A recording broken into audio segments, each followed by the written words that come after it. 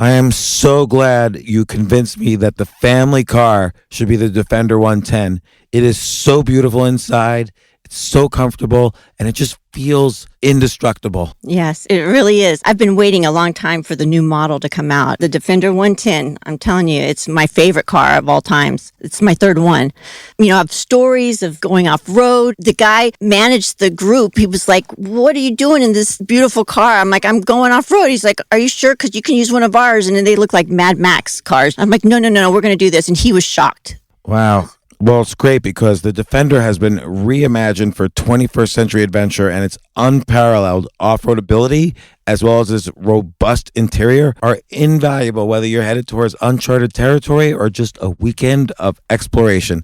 The Defender 110 tackles challenging surroundings with absolute confidence. The SUV conveys strength outside and in, featuring peerless technology like an intuitive driver display and an award-winning infotainment system. That's my favorite part, to keep you connected no matter where the journey takes you.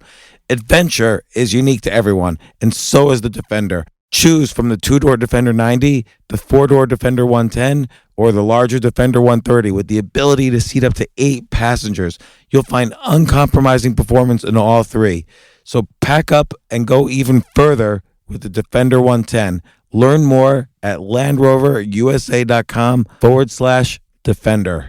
Sometimes it takes a different approach to help you unlock your true potential. Capella University's game-changing FlexPath format helps you learn at your own pace and fit earning a degree into your life. From before you enroll to after you graduate, you'll be supported by people who are invested in your success so you can pursue your goals knowing that help is available if you need it. Imagine your future differently at capella.edu.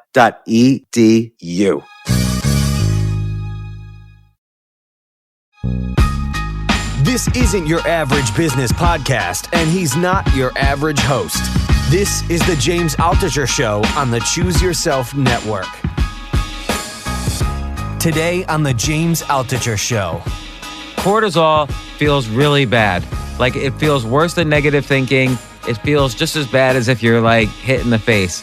So when the boss yells at me, I feel like crying or running out of the building. So what do I do at this point to get my dopamine, oxytocin, serotonin back up to par or even better? I'll tell you what I do. You know what? I actually had a job at a Wall Street bank when I was, in my 20s. And I literally started crying when a boss yelled at me once. We've all been there. We've all been there. We've all cried in the in our cubicles. Yeah. But what stunned me was that what the boss was on me for was minuscule. It was the tiniest thing. It was not a huge career-threatening, but it was small. But these small things happen a lot.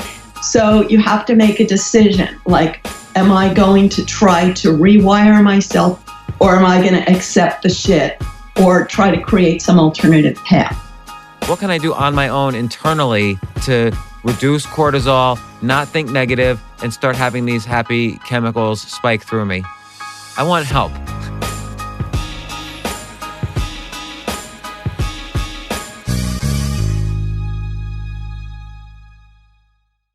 So I'm here with Dr. Loretta Breuning, neurochemist extraordinaire. And Loretta, how's it going? Great, thank you. You're the author of The Science of Positivity, which just came out. You're also author of a book we've talked about in the past, Habits of a Happy Brain, and also Mammal. I don't know if that's still called Mammal, right? Yeah. Because Habits of a Happy Brain, when we spoke about it 2 years ago, it was called Meet Your Happy Chemicals. And it was I guess it's still about dopamine, serotonin, oxytocin, and all of that, all those fun things. Exactly. I self-published Meet Your Happy Chemicals, and then I got a publisher who changed the title. Well, congratulations, and congratulations on the Science of Positivity. I need to figure out how to rewire my neurochemistry so I can be happier. And that's what this book's about, and that's why I wanted to talk to you about. But I wanted to start with the basics. I always forget, like, there's all these chemicals that fire off that make us happy or sad or whatever, and I always forget which is which. So maybe kind of like a brief summary. I'm even going to take notes. A brief summary. dopamine, serotonin, oxytocin, what are they? When are they triggered? Great. Okay. And I'll how give can an how can example. I make them trigger more? That's the key. Okay. In 5 minutes. An example I'll give in the animal world as well as in the modern world, because animals don't try to cover up their feelings, so it's very obvious. So dopamine is that I can get it feeling. So in the animal world, you constantly have to find food. And if you put all your effort into chasing food that you can't get, then you're going to starve to death. So you're always making careful decisions about what to go for. Should I climb for that mango? Should I chase that gazelle? So in our lives today, we're always making careful decisions about what we should go after. But what the good feeling only comes when you expect a reward. But when you have a whole refrigerator full of food, then most of our efforts are not like that rewarding in the short run. So this is why it's so hard to figure out what can I do to stimulate my dopamine this minute, because we're already sort of on track to have our basic needs met. And, frankly, sex has a lot to do with it in the state of nature. And in the past, you had to really work hard to get a mating opportunity. So let me ask you about this. Is it sex that triggers dopamine, or is it finding someone who might be accessible to you that triggers the dopamine? It's the second one. The sex triggers oxytocin, but it's the expectation of reward is the simple thing about dopamine. So how you define reward depends on your unique life experience, because all of these chemicals connected neurons whenever they were triggered that tells you, oh, this is going to be good or this is not going to be good. Can I ask you, and I'm sorry to interrupt occasionally or go on tangents, but is this why marketing or advertisement is often filled with sex images? Because it makes you think, oh, if I buy this Coca-Cola, suddenly I'm going to have sex with all these people in bikinis who are drinking Coke on the commercial. Does that trigger dopamine and make me associate that with Coca-Cola? In some people, depending on that person's unique past experience. So for me, it doesn't work. So I'm sort of a oddball, I guess. How do you know it doesn't work? Have you measured your dopamine? Well, no, my dopamine works, but not. I don't view myself, gee, if I could only be sitting on the beach with a handsome lifeguard, then all my problems would be solved. I never went through that phase. We wire ourselves in youth. And so those neural pathways, I just never built. I even remember I forced myself to drink Coca-Cola when I was young, and I gagged. I just hated it. And then after a while, I was like, it's not worth. I'll find the lifeguard another way, know. So what? Maybe this will help me understand. What triggers dopamine for you specifically? For me, that you think. So specifically in my past or my present. So I'm like an old lady now. So most of my basic needs are met. So it's a little harder, but like everybody, I guess most of our basic needs are met. So up until last year, I kept giving myself these goals. What I say is long-term goal, short-term goal, medium-term goal. And every time I would take a step toward one goal and be a little frustrated, I would just shift to another goal. But what I have learned is that so much good stuff in my life came by accident. And so you can't even plan those steps toward rewards. So I decided to be a little more open to accident. But then there's nothing I can do about it to take a step to trigger the dopamine. So I am frankly having a bit of a situation with that. But it's new is big for your brain, because you can imagine, if your ancestors and the cavemen, they already had enough fruit, but they focused on finding fish. When they had enough fish, they focused on finding fruit.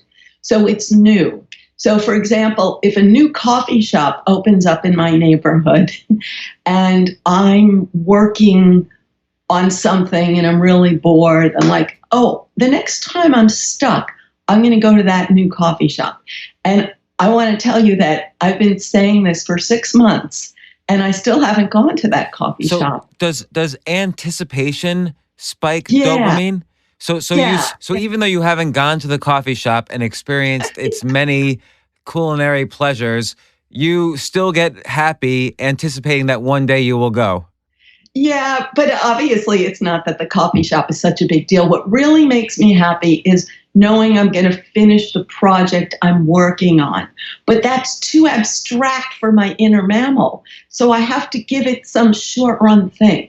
So it's like I know that if I get to a point where I lose my confidence that I'm actually going to finish this project, then I can go to the coffee shop and have a short run reward, because you drive yourself nuts with too many long-term goals. So that's when your goals are too far away. So let's say I go to a bookstore and I see a book, shiny cover, I like it, I want to buy it. I buy it, but I haven't read it yet. Is that dopamine because I'm anticipating reading it? Yeah, but that's an old dopamine circuit that said sometime in the past, some book really met your needs. So it gave you a big circuit, and now you have a big circuit.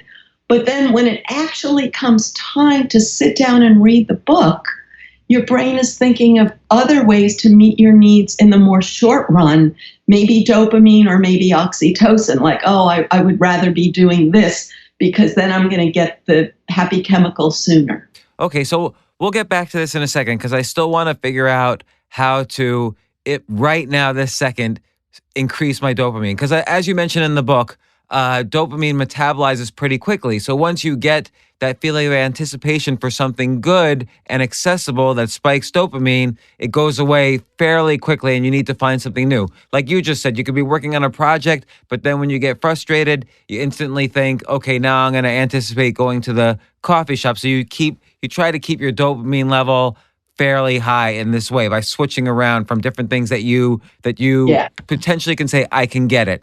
So now next thing is what another happy chemical, and all these are also related to depression when you don't have them, but serotonin. What is serotonin? So my view of serotonin is different from what everyone is saying out there. So in the 80s and 90s, there was a lot of research on the social dynamics of monkeys. They are constantly trying to raise their status within their group.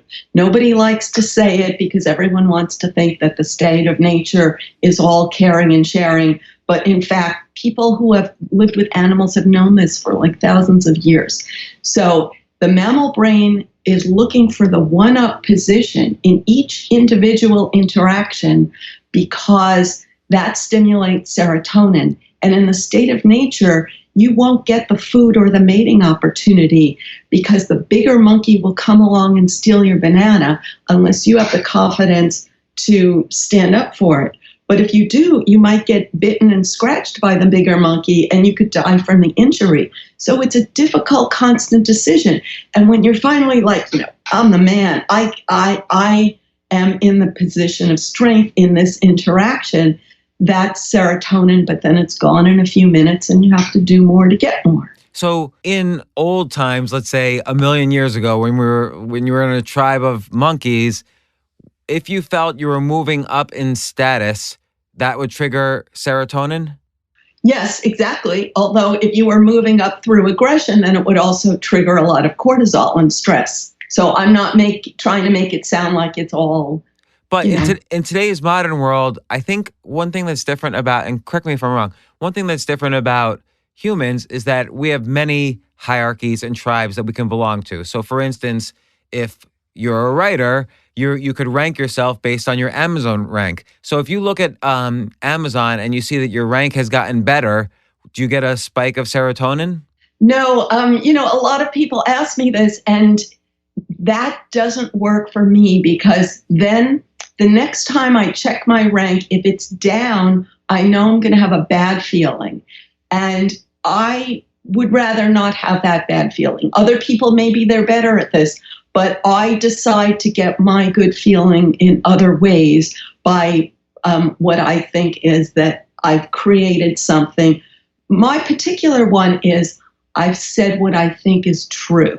And other people, they may have more of a rank, may have more this or this or this, but they don't get to say what they think is true. So to me, that's the submissive position, that you never get to say what you think is true because of my unique personal experience in the past, and everyone has their own. So again, help me to understand the relationship between that and serotonin, because I want to get it right when I try this at home. So do you sort of put yourself in the hierarchy of, let's say, from alpha to omega, of people who say things that are true to people who don't say things that are true, who are somehow kind of captured by the system, so they're forced to say things that they think will make other people like them?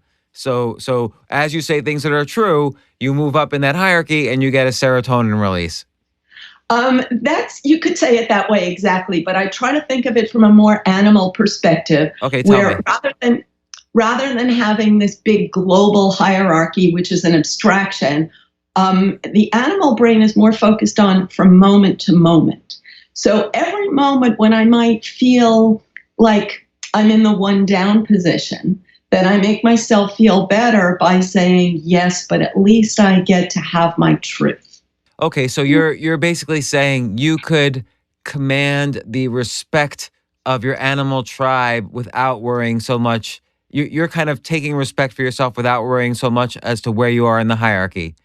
Yes, but I'm knowing that my inner mammal cares about the hierarchy, so I'm sort of soothing it by saying, don't worry, they're not really high because they're really submitting in their minds. The example I always use is like if you're a big, important person with a lot of clients, but you spend all your day schmoozing and pretending to agree with the clients, and you never get ever to just be real. I see. So the person who then is authentic in that particular scenario and is still able to say what he wants and succeed in whatever, when he say or she says what she wants, serotonin gets spiked. If that's your belief system, which it's mine. Now, here's another way. Many people think, well, I want to be authentic, but I also want to have this and this and this that those other people have. Well, then you can drive yourself nuts because the world doesn't work that way. You don't get to have everything because whatever you invest your energy in, you get that. You're not going to get everything. So if you want to be angry at the world, and that's what my new book is about, is this expectation like we should have it all the time. And if we don't, there's something wrong with the world.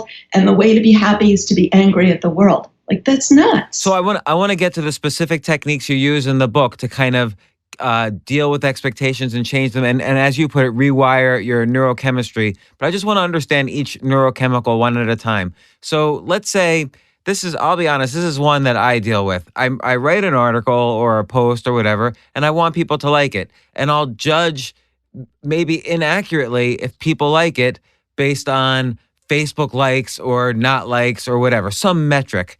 And am I getting, maybe it's wrong, maybe it's right, but am I getting a boost of serotonin when I see a post get lots of likes? Is that what happens when someone posts a photo on Instagram of a cat and it gets lots of likes? Is that why these social networks succeed? Because serotonin is constantly being fed to its users? Yeah, but there's also oxytocin. So oxytocin is the feeling of having social support, or social trust. So when you get the likes, then you feel like I have a herd, I am safe, surrounded by my herd, which some people try to make that sound very lyrical and cooperative, but a herd is really the wolf is going to eat you rather than me because I'm in the center, So then does the serotonin get triggered if I get more likes than everyone else? So if I'm more popular in some popularity contest? Yes. So exactly. Serotonin's like the popularity drug. Yes. Popularity neurochemical. Exactly. So people who take, for instance, a kind of antidepressant, I guess suppresses what suppresses serotonin. So does that make people go from depressed to feeling like they're popular all the time? The way I think of it as it's a window of opportunity during which you could build new neural pathways to, let's say, stop obsessing about being unpopular. But after a while, the drug may not work because mostly they don't work forever because your brain adjusts and it makes less of it naturally. So You only have a short time. Well, definitely, obviously important is figuring out how internally to deal with all these artificial ways to boost these neurochemicals. But if I'm just like blatantly, I want to increase my serotonin, do I just kind of look for a group where I could be a little bit more popular today than I was yesterday? If I'm just being blatant about it. Yeah, well, you could, but the point is then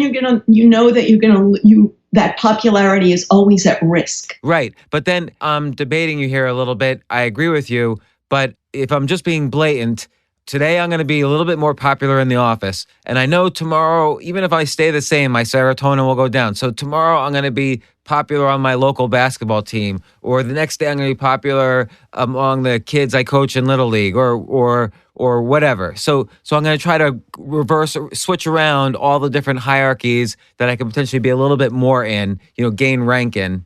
And that's how I'll keep my serotonin boosted. You could, but the point is exactly as you said, you constantly have to gain rank. And that wears you down with such a frustration that it's almost better to, if we're going to be blatant, let's say lie to yourself. Okay? That's the idea. If you lie to yourself and create a circuit that says, I'm already at the top of the hierarchy. And that's sort of the modern idea of self-esteem, which is to say, the way I see it is, I'm already at the good table. That's very simplistic. Whatever table I'm at is the good table. So there's a saying, of course, no matter how much you have, there's always someone with better. So, once you convince, it's to your point, once you convince yourself you've reached a certain high level, oh, now I've got this boost of serotonin, and then someone comes along and says, well, there's somebody better, then your serotonin goes down, and that always will happen. Yes, if you're on the billionaires list, then there's going to be a new billionaire. And the interesting way to look at it is if you're the alpha chimpanzee, you're going to make a lot of babies and die young.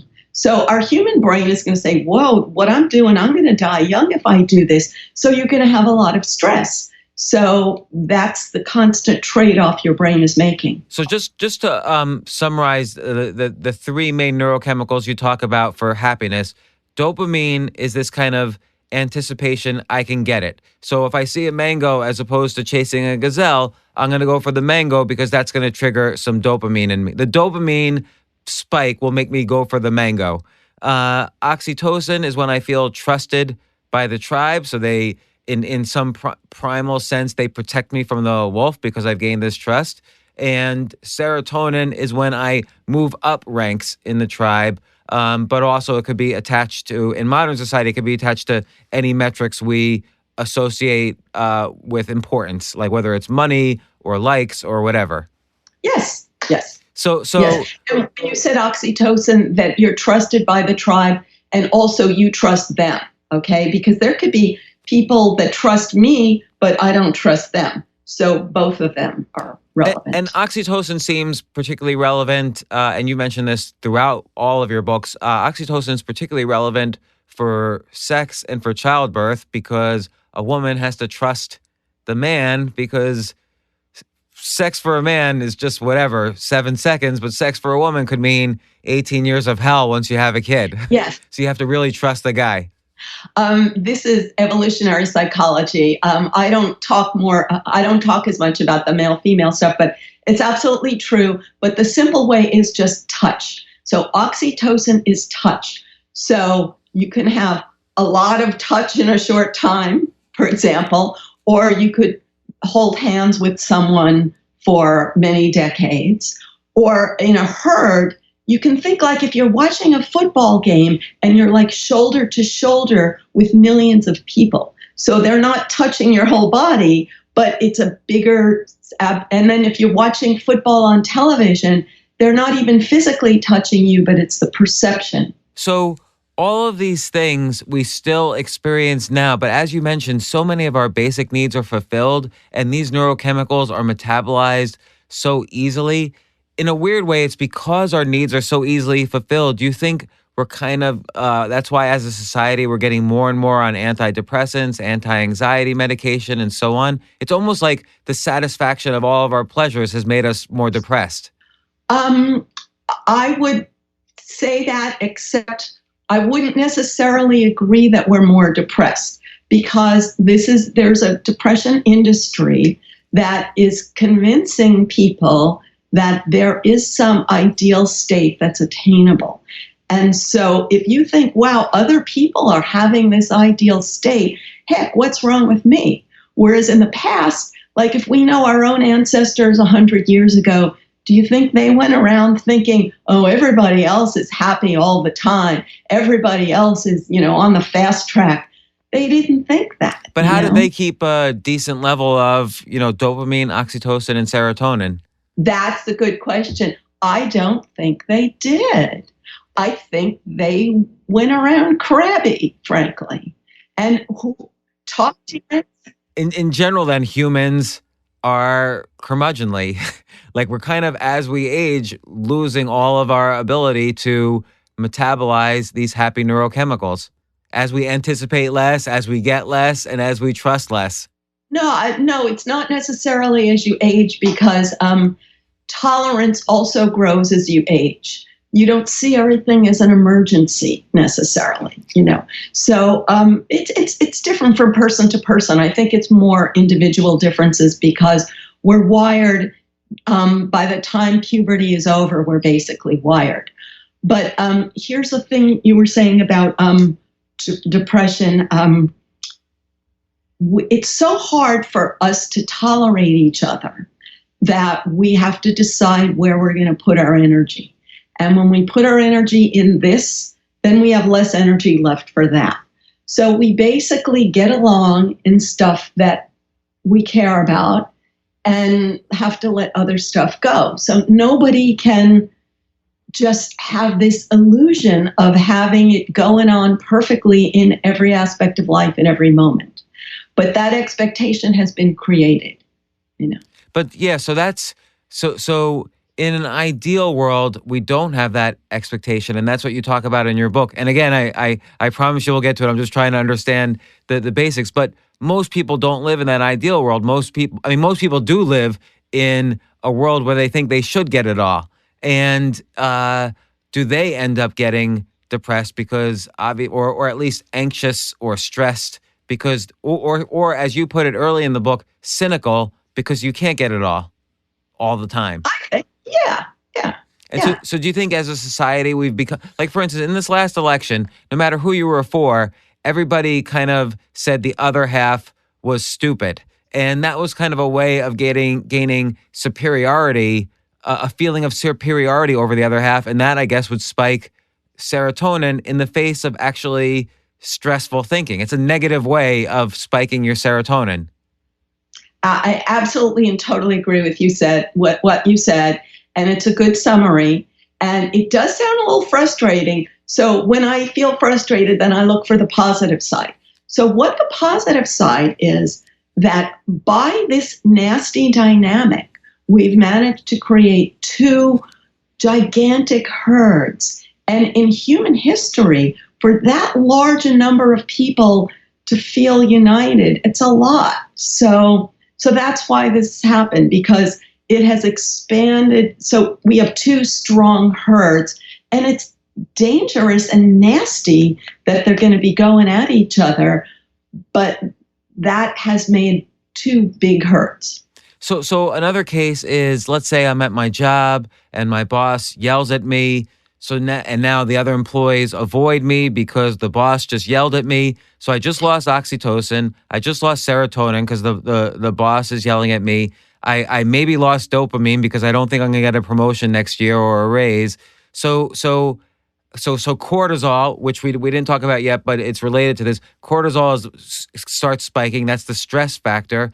So I can either think, as you put it, I can start thinking negatively, ugh, the boss is just stupid. I'm better than all these people. So I can start thinking negatively or cynically in order to gain all these happy neurochemicals back. Or you've developed a way to kind of build a positivity habit to try to get these neurochemicals back in the face of everyday challenges and stresses. Absolutely. And you really hit the target on that terrible frustration that why would, if the boss is mad at me, that other people will go and support the boss. It's so frustrating. And I saw this in so many different aspects of life. But when you read about how the dynamics of a monkey troop and every other species, like, oh my gosh, this is how it works. So then I stopped blaming myself, because I used to blame myself, like, well, why are they always on their side and not my side? And then I'm like, to use a crass puberty level term, it's like they're sucking up, right? Yeah. Everybody is sucking up so that it strengthens their mammalian quest for power. So let's say I'm in this situation, which I've been in often, and I've been miserable. Like, it's the worst feeling. Cortisol feels really bad. Like, it feels worse than negative thinking. It feels just as bad as if you're like hit in the face. So when the boss yells at me, I feel like crying or running out of the building. So what do I do at this point to get my dopamine, oxytocin, serotonin back up to par or even better? I'll tell you what I do. You know what? I actually had a job at a Wall Street bank when I was, in my 20s, and I literally started crying when a boss yelled at me once. We've all been there. We've all been there. We've all cried in the in our cubicles. So, yeah. But what stunned me was that what the boss was on me for was minuscule. It was the tiniest thing. It was not a huge career-threatening, but it was small. But these small things happen to me a lot. And everyone's situation is different. But my situation is, when I was in my teen years, I never learned to conform to a group. And that's sort of what's expected in a workplace, that you conform. And if you don't conform, you're the one that gets the shit. And that's how every mammal group works. So you have to make a decision, like, am I going to try to rewire myself to conform to the group, or am I going to accept the shit or try to create some alternative path? And rewiring myself to conform to the group, everyone has to, it's a matter of degree. People do some of one and some of the other, depending on, you got to pay the bills and whatever. Let's say this situation's happening to me, and I am crying, just like you were crying that one time. What do I do? How do I deal with it? I don't want the cortisol high, and nor do I want to think cynically like, oh, everybody's just stupid, so I'm superior, so screw them. Let's stop to take a quick break. We'll be right back.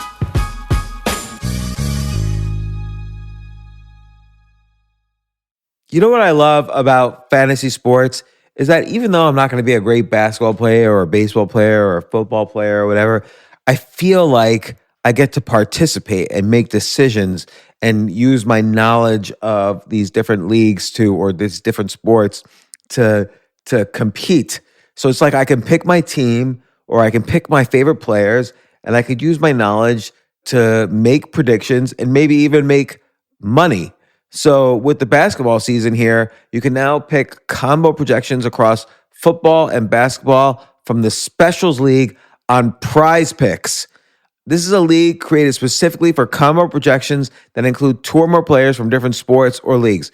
Want to play alongside some of Prize Picks' favorite players like rapper Meek Mill and comedian Andrew Schultz, who's also been a guest on this podcast, and I've been a guest on his? You can now find community plays under the promos tab of the app to view entries for some of the biggest names in the Prize Picks community each week. Look, Prize Picks even offers a reboot policy so that your entries stay in play even if one of your players gets injured. For football and basketball games, if you have a player who exits the game in the first half and does not return in the second, that player is rebooted. Prize Picks is the only daily fantasy sports platform with an injury insurance policy. What? So, I love playing it. I love anywhere where I can use analytical ability with my interests to demonstrate some skill and maybe make some money. And I like the game-like aspect. I do wish they had chess as a category on prizepicks.com, but I'll settle for what they've got. Maybe I should make my own fantasy chess league But in any case, I love Prize Picks. Go to prizepicks.com/James. Use code James for a first deposit match up to $100. That's the easiest $100 you're ever going to make. So that's prizepicks.com/James and use code James. Daily fantasy sports made easy.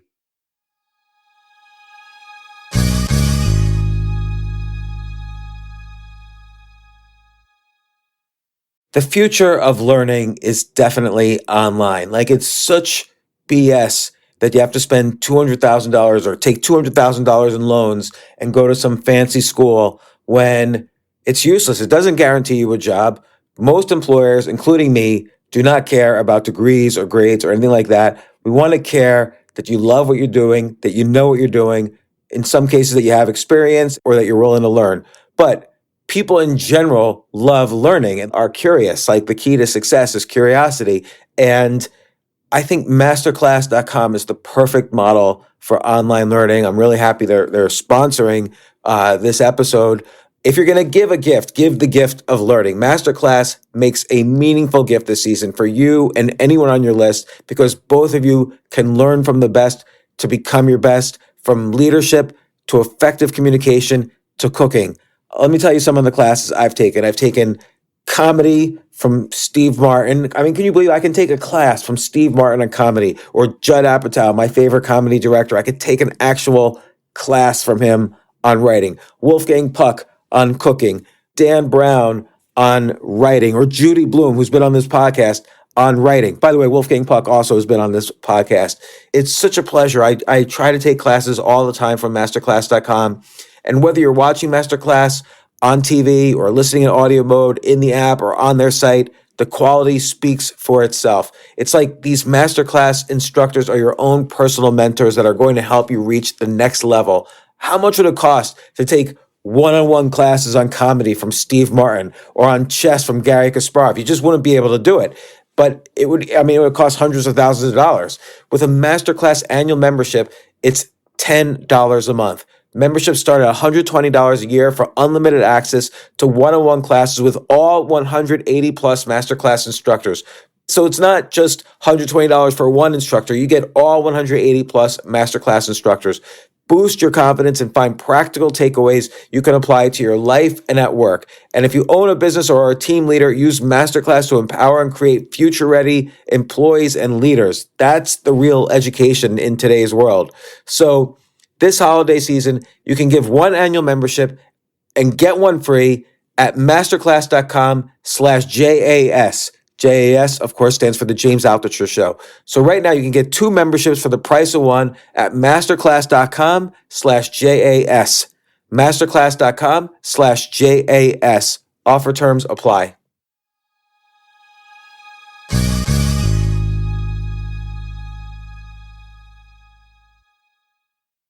AI might be the most important new computer technology ever. It's storming every industry, and literally billions of dollars are being invested. So buckle up. The problem is that AI needs a lot of speed and processing power, so how do you compete without costs spiraling out of control? It's time to upgrade to the next generation of the cloud, Oracle Cloud Infrastructure, or OCI. OCI is a single platform for your infrastructure, database, application development, and AI needs.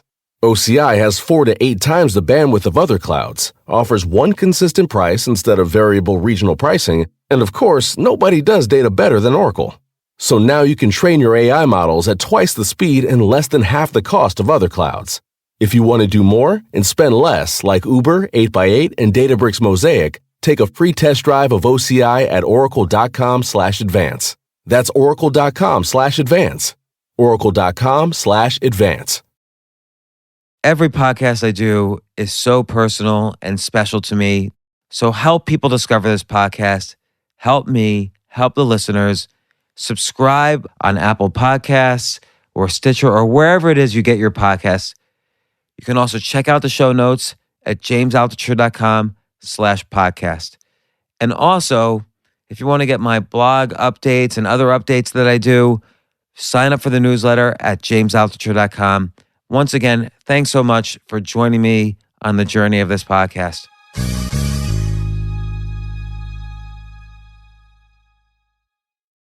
Let's say, like you, I don't necessarily want to play nice to the group just to get back in their favor, or I don't want to play nice to the boss just to move my serotonin up. What can I do on my own internally to reduce cortisol, not think negative, and start having these happy chemicals spike through me? I want help. Okay, so the cortisol is triggered by old neural pathways that became superhighways in your brain when you were young. And this is the natural, normal thing that we're meant to do. Like if you put your hand in a fire, it creates a huge neural pathway that turns on to warn you next time, don't go near a fire. So when we were young, somebody put you down, and that created a huge neural pathway so that the next time somebody puts you down, you get a huge cortisol spurt that says, this is dangerous, avoid this situation. But in reality, you can't avoid every situation that triggers your cortisol, because that there'd be you'd have to avoid everything. And then you still end up locked in your apartment with cortisol. So the idea is to understand your cortisol pathways and tell yourself, this is not a real urgent threat. It's just an old pathway, which is part of that sort of Freudian thing of understanding how your old pathways got there. So somebody in your past gave you that feeling, and there's all different therapies for going into this, but this like inner child perspective of how can I feel my own power? Whether my boss likes me or not, I will have a good life because I have the power to take the next step to meet my needs. My whole ability to meet my needs does not depend on this one guy and this one situation. So you're saying reminding myself of that will help me reduce cortisol and maybe rewire how serotonin gets affected up or down, or oxytocin or whatever. Yes, exactly. Because you're using the old pathway because you don't have an alternative. So you have to create an alternative pathway, which the old pathway is, I must submit to this power, but this is a really shitty, horrible choice. But like this reminds me though, I could even picture like exact moments where I must have been feeling like huge spikes in cortisol. So like, let's say I had a job and the boss is unhappy with me, and I'm really scared if I get fired, I'm going to go broke. I'm not going to be able to pay for my kids and responsibilities, and I'm basically going to die as a result. How do I start to rewire from that point so that the cortisol goes down and oxytocin, dopamine, and serotonin go up? Because I assume those things going up will allow me to function better. What I did when I cried that day on Wall Street, I walked home from work that day, which is from Wall Street to Midtown, so I don't know how many miles that is. And I actually literally thought about quitting that job and being a waitress, because I was a waitress while I was finishing my dissertation. And the pay, I started comparing the pay and the bullshit of being a waitress versus the pay. And I realized that what you could think of is that Wall Street is, I'm better off spending 7 hours a day on Wall Street. And if I spend 7 hours a day, I won't get promoted, but I'd be at the bottom of the hierarchy. And being at the bottom of the hierarchy on Wall Street and having the rest of my life to do with what I want is better than being a waitress. And so you found a way to be superior to another group of people, so that boosted the serotonin. You found a way that in the future you'd be able to afford your responsibilities still with minimal efforts. That boosted the dopamine. And you figured with minimal effort, you could probably still fit into your Wall Street group, and that boosted your oxytocin and reduces the cortisol. Yes, but in fact, I actually failed to fit in with the Wall Street group because these little things kept happening and happening. So I'm just telling you about that day. But eventually So did you get fired? I quit, but I had the feeling that, I was at risk. But I just want to mention to all the waitresses out there, because I was a waitress for a long time, that when you said I managed to feel superior to somebody, I wasn't feeling superior to the waitress. I was just doing the math of, how many hours a day I had. And I was feeling superior to the people on Wall Street that spent all of their waking hours sucking up. And I decided I'm only going to suck up for 7 hours a day and then appreciate my life after. So you almost did kind of an exercise in stoicism, which is to imagine the worst case scenario and say, oh, well, it's not so bad. And I don't need the cortisol spike that my body thought it needed. And I can get back to focusing on the things that do get me these happy chemicals. Which is partly variety. You can get some from work and some from after work instead of investing totally in one of those. And every time one of them goes wrong, to not believe that this is an absolute devastating crisis, but to put it in perspective. Should you which is also stoicism. Right. So should you kind of plan out all these scenarios in advance so that you're aware of them? Yes, and that's what builds the new neural pathway. That's perfect because, see, the new neural pathway is always going to be smaller than the neural pathway you built in puberty because that's when our brain had a lot of myelin and all of our pathways got myelinated and became super efficient. So there's always this impulse to go to the old road because the new road is not as well developed. So when you plan in advance, you develop that new road. And again, logic won't always get there because logically you could say, well, yeah, the boss will fire me and I will be devastated and it will feel horrible. So the new pathway is to say, I'll have a cup of tea, I'll walk home from work, I'll watch a movie. By then the cortisol will be down and then I will think about alternative next steps to feel good about my unique personal social importance rather than letting my boss define the social hierarchy. Okay, so this is great because let me understand this. So once you recognize this cortisol spike, which at least in me, it's like this massive fear that's almost incalculable that starts to happen. Once you realize you're experiencing that, the key is to just say, oh, I'm experiencing that. Let's wait a little while and maybe try to do something pleasurable like watch a movie or take a walk or whatever. And then once the cortisol settled down and I'm thinking a little more rationally, start to think of alternative next steps, alternative positive actions I can take in my life. So what would be some example positive actions? If you were me in this situation, what would be some alternative positive actions? I always look for a few alternatives because you can't absolutely guarantee one of them. So obviously what people think about these days is a new career, but I frankly went through a zillion careers and you may have too. Right. So your cortisol is focused on what's the most pressing immediate problem. So for one person, it might be money. And for another person, it might be the social ostracism. So I would focus on whatever is the most urgent and then also have a plan for the others. So the point of a plan is that you know what your next step is. And the second you take the next step, you feel good. So maybe I say, yeah, I got fired from another job after I quit that one. I actually got... Boy, you're just no good, Loretta. You're just no good. You're getting like fired everywhere, quitting everywhere. Yeah. So a short run plan is just how am I going to feel better this weekend because I can't apply to any jobs until Monday. This was before the internet. And so I made a plan to feel calm that weekend. Then how am I going to apply? What'd you do? What did I do? You want to hear something so funny? In this particular story, I called back somebody and eventually married the person and then eventually divorced the person.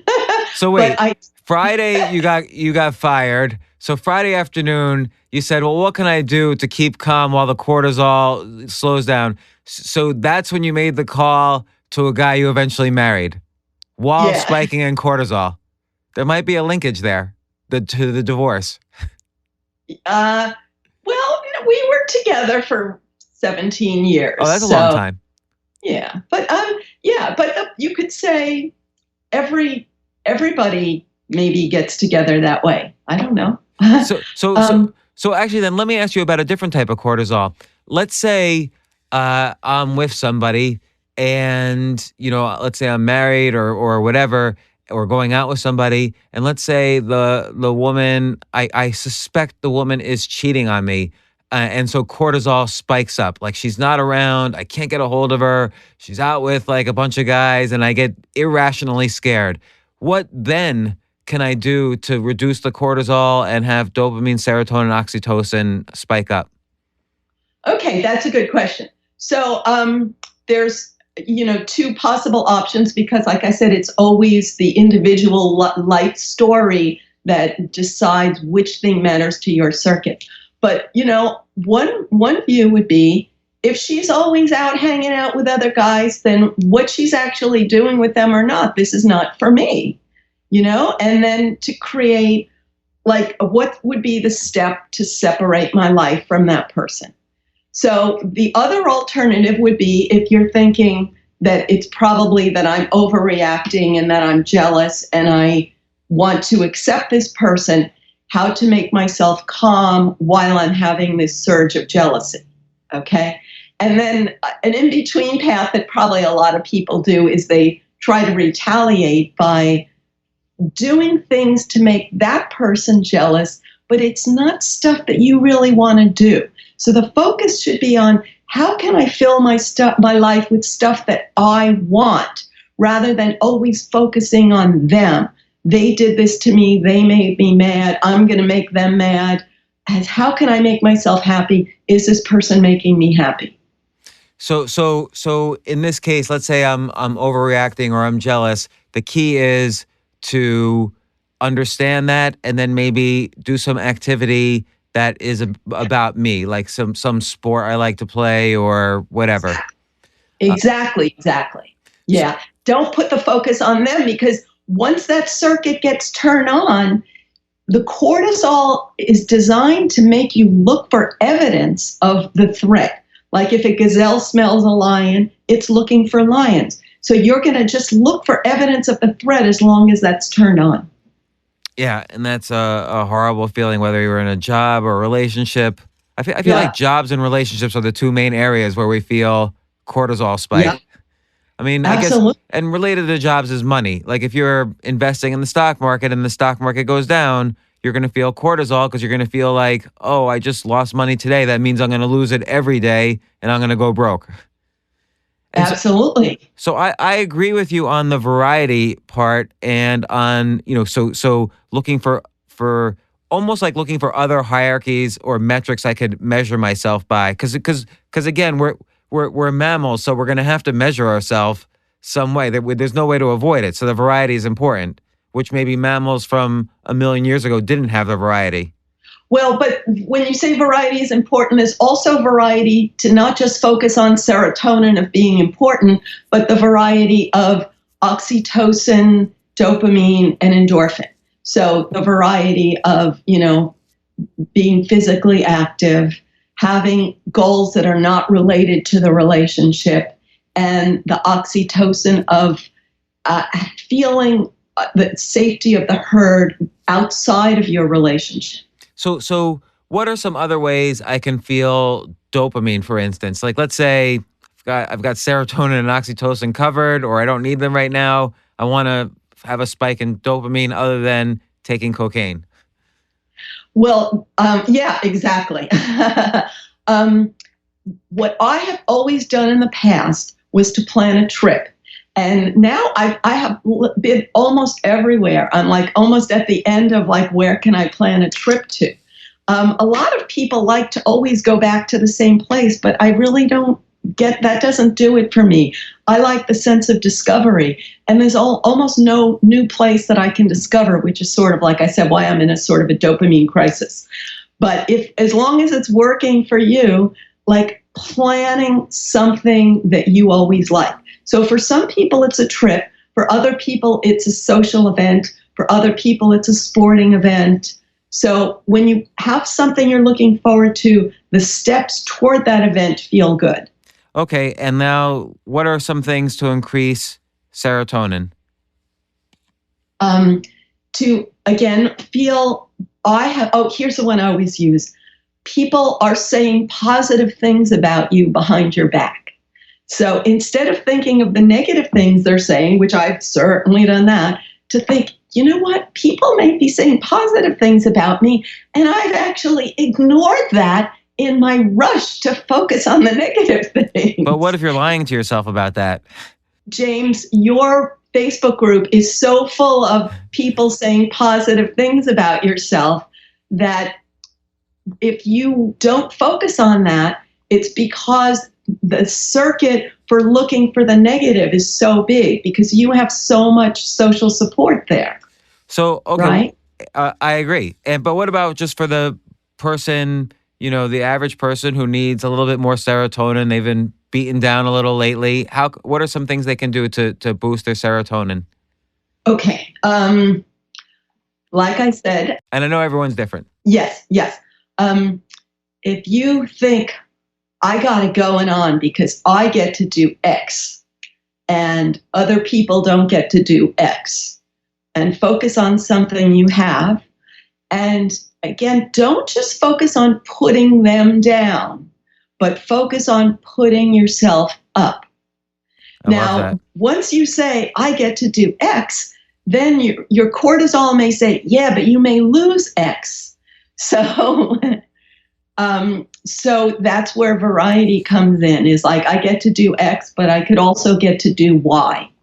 So a lot of this, in the second half of your book, you discuss, in the first half of your book, you discuss cortisol and how we could maybe boost all these happy neurochemicals, again, through negative thinking. Like in the example before, where one half the country thinks the other half country is stupid, so they feel superior and thus get serotonin from it. So that's like negative or cynical thinking. Or they think they're out to get me, which actually in a weird way reduces stress through negative thinking. It's like the power of negative thinking, which is not good. So you suggest developing a habit of positivity, and you talk about doing 3 positivity acts a day for 6 weeks. And I just want to understand, A, what a positivity act is, why 3 times a day, and why 6 weeks. Okay, great. Positivity act. I didn't actually say act, but what was the word you used? Maybe you're thinking of personal agency. Okay. Yeah. So what I talked about personal I say you can pair your negativity, PARE, with personal agency and realistic expectations. And 3 times a day to stop and look for something good in your life, because your brain is already skilled at looking for bad things. But let me ask you, is that just like Sure. A gratitude practice? I feel like there's a little bit of difference between that and a gratitude practice, and you point that out, the distinction. Yes, the difference between that and gratitude, and I'm not against gratitude, but the way many people learn it is they're focusing on puppies and rainbows and butterflies and not focusing on their own strengths. And the only thing that suits your inner mammal is your trust in your own strength. That's the only ultimate skill.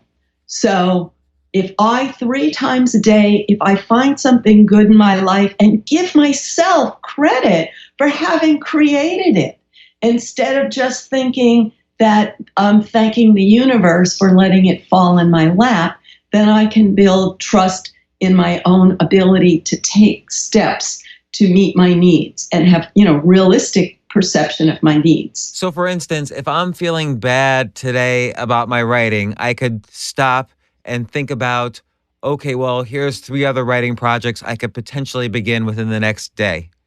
And that would be like a personal agency that's realistic. Yes. Another realistic thing, though, is when I'm feeling bad about my writing, there's only so many hours that a person can focus on something. And if you don't clear your mind, then you're going to be in a hole of frustration. So it's more realistic to take a break and to do something else that completely shifts you, that you're not thinking about your writing for a certain amount of time, whatever amount of time it takes to totally stop. I'll tell you what I've been using lately. This is so funny. My translator lives in Medellin, Colombia. And so I went there to visit him. And then I got into the sort of the Pablo Escobar thing, which normally I would hate that. And so I'm watching this Latin American soap opera about Pablo Escobar.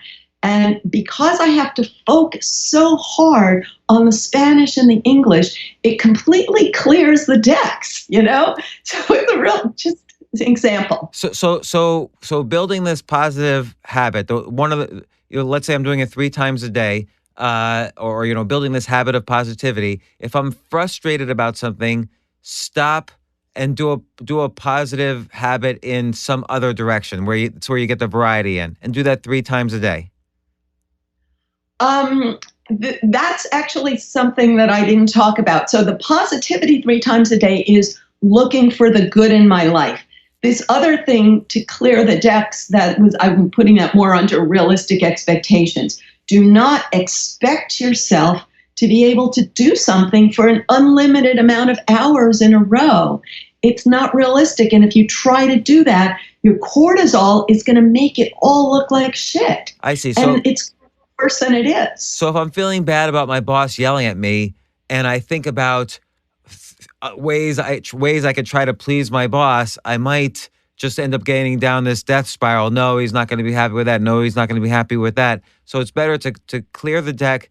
And again, I'm going to say to engage in one of your positivity habits in maybe in a different direction. So I do this 3 times a day. Why 3?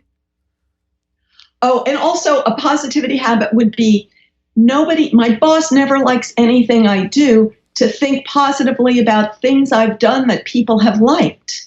You know, my boss has liked this, my friends like that, my other bosses have liked that. So I can get people to like what I do. But so okay. That would be an example. Okay, but I'm gonna be your cortisol speaking for a second. That was all in the past, Loretta. Maybe you're no good anymore. Oh, so that you've lost your touch, you've Yes. lost it. So this is fear of aging. That's another thing. And so what is the positive aspect of aging? The positive aspect of aging is that you've already had your ticket punched in a number of departments and you don't have to worry about them. So you're only going to worry about what you still have on your plate that makes you feel good right now. You know? So it's like, okay, so go ahead. Sorry. Oh, well, like I no longer have to worry about X. Isn't that great? And I feel good. I'm like, whew. So why should I practice positivity 3 times a day? Oh, so why 3 times a day? Because I use the analogy of slashing a new trail through the jungle. So you have a jungle of neurons, and it's so hard to slash a new trail that you're tempted to take the old trail because it's so much work to take one step. And the more often you slash through the same trail, the more easily the electricity in your brain can flow through that trail. Because like in the Amazon, if I slash a new trail, it will immediately grow back. So I have to keep slashing it because the flow of electricity is what makes me feel normal. And if I don't build that new path, then I'm actually going to feel normal while I'm in that death spiral feeling like shit. That's my normal. So it's like what you were saying, when we were very little, we were building these strong neural pathways, and now it's a little harder for us to build these neural pathways. So this is a way of difficultly, because you have to do it many times, but this is a way of building new neural pathways. And why 3? Is that kind of like a scientific number? Because I've seen lots of different things about how long it takes to make a new habit. And I've never seen like the same date. Is it just sort of kind of each person's different? The reason I said 3 is because each one is only a minute.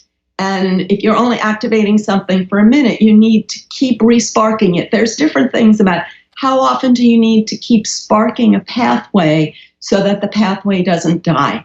And I have to moderate that with how often is a person going to do it? Because if you make it an unrealistic goal, they're not going to do it. So since people are used to having 3 meals a day, I figured three times a day is the amount of time a person would be comfortable actually doing it and still be often enough to keep the pathway alive. And why 6 weeks? So 6 weeks I got from the Kundalini yoga people who do this exercise where they tell you to fold your arms and look at which arm is on top, and then try to reverse it so the other arm is on top. And it's so hard to do that you actually feel like you're not even connected to your own hands. And I love that. And they said it takes 6 weeks to train yourself to automatically put the other one on top. And I like that because it's there's no right and wrong. My one that's on top is just random chance. So even when there's no emotional baggage, it's that hard to just change your automatic. And I guess the 6 weeks is a little arbitrary in the sense that someone should just continue to always do this. It's not like someone should stop being Exactly. It's not like someone should stop being positive after 6 weeks because it's just going to happen naturally. There's always going to be new challenges, as you've said. We build tolerance on each of these neurochemicals. Exactly. So the idea is that if it feels forced in week 1 and week 2 and week 3, to know that it's going to feel natural in week 7. So really, the final. First off, this book's great, and I've already quoted it a million times because it kind of boils down so many times when people tell me they're frustrated about their writing or their relationships or their jobs. It really does boil down to a lot of them taking the negative way out on their cortisol spikes, and they say, "Oh, well, I'm too old to do this now," or "Oh, my boss just hates me," or "He is not as smart as me." So they always think negatively or cynically, and your book is kind of the perfect solution to that sort of thinking. And once I read your book, I started seeing that cynical thinking everywhere. Almost everyone who talks to me is subject to relieving their stress with this negative thinking. So you hit the nail on the head with this. Thank you. But why did you get into this? Why were you absorbed in this topic? Well, I will tell you the truth. Okay, I haven't said this to anyone yet. I promise I won't tell anybody. No, I'll make some people mad, but you know what? Go for it. You want to get mad? Go for it. So I had finished writing Meet Your Happy Chemicals, and I thought I'm going to do something good public service wise. And so I went into training to be a CASA, which is a court appointed child advocate. And these are children who were taken away from their parents for abuse or neglect. And I was abused myself, and so I took it seriously. And I was being trained to think that I'm supposed to have the attitude that these children are not abused, it's just racism. And everybody abuses their child, it's just because of racism that some people get caught. And that made me so mad. And it was so painful because it triggered my own painful past, which is not only the abuse, but then I spent my whole life in academia where you always have to come down on one side of every issue and you're totally ostracized if you don't. And so it was just everything. And I felt so bad. I didn't know what to do. And so I relied on one of my old pathways is go write another book. Okay. That was your variety. That was your positive, calm down and then, I can move forward on a book project that will give me self-esteem, basically. It's not really variety because if I always respond to things by writing another book, it's not, so that's my problem. But what you said that hit the nail on the head. When people take the negative road, oh, my boss, my this, my that, you get social support for doing that. Many people, all of their social support revolves around the negative. So you have to support other people's negative stuff in order to be in their herd. And the minute you don't, like people who drink hang around with other people who drink, people who this hang around with other people, and then they hate everybody who doesn't share their negative thing. And so I felt like I was sort of left out of every herd, So can you, so obviously that feels bad because your oxytocin goes down, your cortisol goes up, you might get eaten by the wolf if you're at the end of the tribe. So how do you counteract that? Well, partly, at that point, Meet Your Happy Chemicals had just come out. Nobody read it. Nobody read Mammal. So I wasn't getting any support from readers. So in a way, it was sort of a withdrawal to withdraw into another book on the positive expectation that at some point this would get attention. My short run serotonin was maybe not many people will read it, but at least I get to be in the truth rather than having to be in a lie all the time. And the reason that was so important to me was because when I was young and my mother was beating me, I was made to believe that it was my fault that she was beating me. You know, it was never acknowledged that there was a problem with her. It was always that I was the problem. And so that was the big lie that I spent my whole childhood in. And so for me to be able to not have to suck into some big lie is my deepest sort of safety. And how do you get out of the lie? I mean, we're all probably, many of us, not as extreme, but many of us are living in some sort of lie or set of lies. Like, for instance, the lie that I don't know, if you only could be safe if you have a job, or certain people have to be elected to Congress, or the world's gonna go to war, or whatever. Like, we're all kind of indoctrinated into some lies. Yeah. So you have to, if you obsess over everyone else I'm going to see the world in a certain way, and I think something is a lie. But if I expect everybody else has to agree with my truth, otherwise the world's going to end, then I'm going to be in cortisol all the time. So I have to accept that, like, for example, my mother was in this lie. I never succeeded at changing her. So you have to accept that other people are always going to be in their lie. And I didn't really answer your question about, when you're shunned from all of the herds. So when I was young, I didn't get to be in a herd.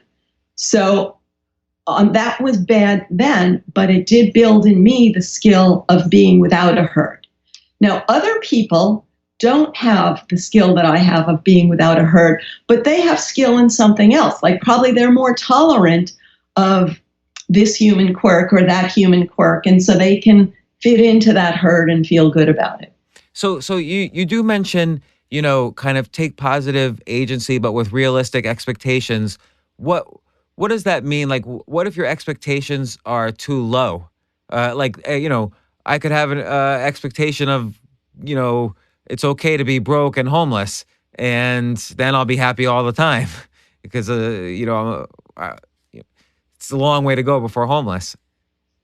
Yeah, exactly. Or it's okay to hang out with people who are mean to you. Right. So how do you make sure your expectations are not too low? So that's good. Let's see. If a person is tolerating that, and by the way, it wasn't positive agency, it was personal agency. So if you believe I keep sticking to that word positive, but you're right, personal. Yeah. So if I'm with people who disrespect me, it's because I don't believe in my own power to have better relationships. So personal agency is the belief that I can create what I need. So if I can not be with this person who's mean to me and to be with someone else who's nicer to me, and it's the belief that you can make that happen, and what is the steps I need to take toward that. So it seems like as you build up this habit of personal agency, you actually will develop higher realistic expectations, because you'll start to see your strengths and your worths and so on. It'll kind of happen. It'll be a habit. Yes. Yeah. So Loretta, as you know, I've been an early reader of yours, despite nobody else reading your books. But you know who recommended Meet Your Happy Chemicals and Mammal to me? Did I ever tell you that? Who? You did, but say it again. Tucker Max actually recommended it to me. Who he wrote, I Hope They Serve Beer in Hell and Assholes Finish First. Yeah. So he actually really encouraged me to read your books to understand why I was so obsessed with how people viewed my writing, for instance. So as a way to deal with that. So I thank you very much for all the help through the years, just through your books. And I hope, you think of that the next time you wonder who your books are impacting? Well, I have to say that I thank Choose Yourself for my decision to self-publish. Oh, good. So Yeah, so yeah. so we both helped each other. Yeah, it's great.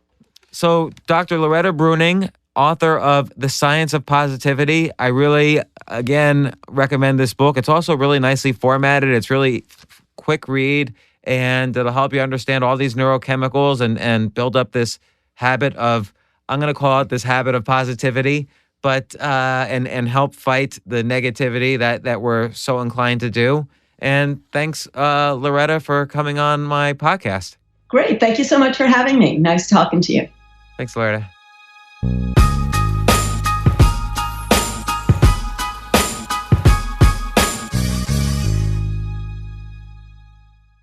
Hey, I am so glad you listened to this episode. Please take a moment to subscribe to the show on Apple Podcasts or wherever it is you get your podcasts. It will only take you a second, but it will help other people discover the podcast. And my goal is to share this great content with as many people as possible. To see the show notes, just head on over to jamesaltucher.com/podcast. While you are there, you can join my free insiders list to get notified when I post a new podcast. Every day, I also share my best and most controversial ideas. You won't get this stuff anywhere else.